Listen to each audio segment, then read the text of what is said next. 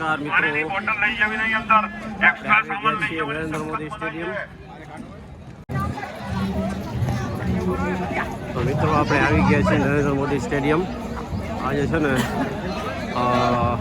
Anand milk union limited એટલે કે આણંદને 50 વર્ષ પૂરા થયા છે. તો નરેન્દ્ર મોદી સાહેબ આવવાના છે અહીંયા, એટલા માટે આજે ફંક્શન છે ગોલ્ડન જ્યુબિલી.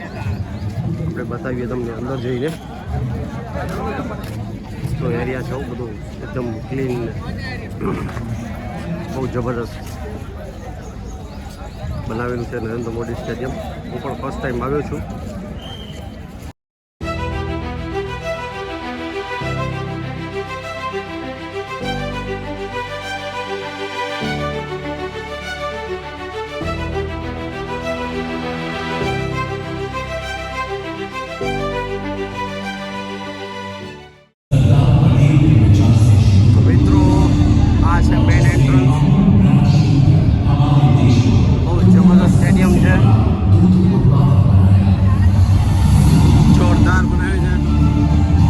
માર્વલ બનાવેલું છે.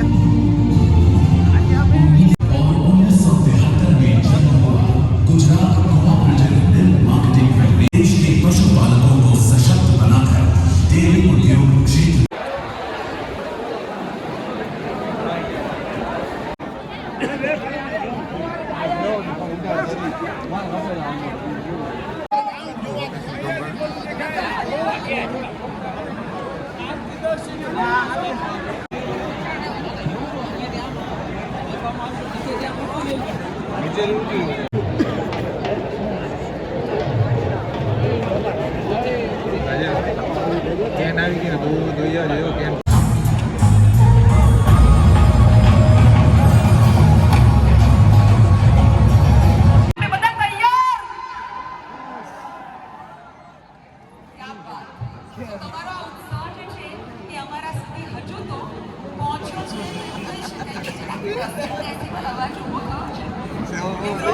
प्रोग्राम की शुरुआत करता पहला તમારી સાથે વાતો કરવાનું શરૂ કરવાનું કારણ છે કે મને એવું કહેવામાં આવ્યું છે કે આજે અહીંયા ખૂબ બધા સપના અને ખૂબ બધી સરસ સરસ વાતો લઈ અને ખેડૂત મિત્રો અહીં ઉપસ્થિત છે.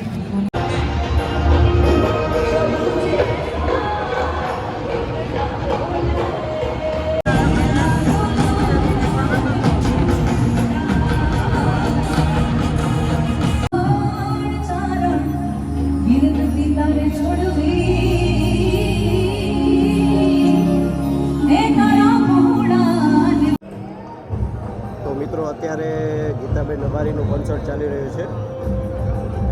મોદી સાહેબને હજી આવવામાં લગભગ કલાક છે. આના પછી 2-3 કલાકારો બીજા પણ છે.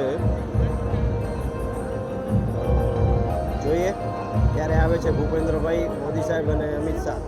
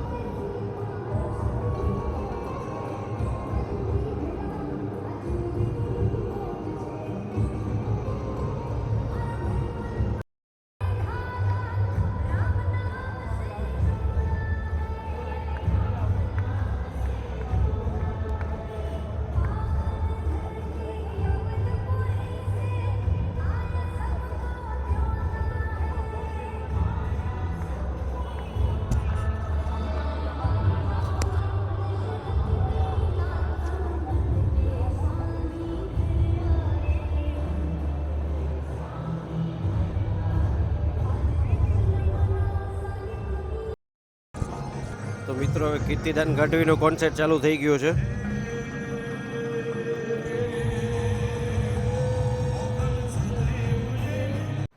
તો મિત્રો ભૂખ બહુ લાગી હતી, બહુ ભૂખ લાગી છે. તો અહીંયા આવ્યા છીએ, એક બાલાજી રેસ્ટોરન્ટ છે સ્ટેડિયમની બાજુમાં જ. સાહેબ સવારના કાલે રાત્રે 2 વાગે નાસ્તો કર્યો હતો અમે. ગાંઠિયા ને બધું પાપડાની ખાધા હતા.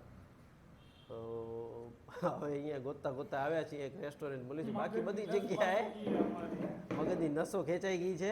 રાજભાઈ આપણા બહુ હેરાન થઈ ગયા છે. રાજભાઈ શું કહો છો? વોટ કોંગ્રેસને જ આપવાનો, મોદીને દેવાનું થતું નથી. સાહેબ એ તો લોકશાહી છે, જેને વોટ આપવો આપી શકો. તમે જાહેર જનતામાં કહી ના શકો કોને વોટ આપેલ છે. 7 વાગ્યાને તો સ્ટેડિયમ ચાલો જમી લઈએ પછી મળીએ. તો મિત્રો આવી ગયું છે. આ છે બટેટાનું ભાજી શાક અને આ છે દેશી ચણાનું અને આ દાળ છે, આ ભાત છે ને રોટલી છે. કેટલી આપે છે? 1 2 3 4 5.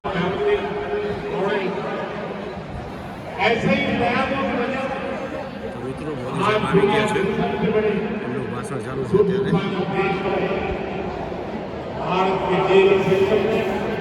જોઈ શકો છો.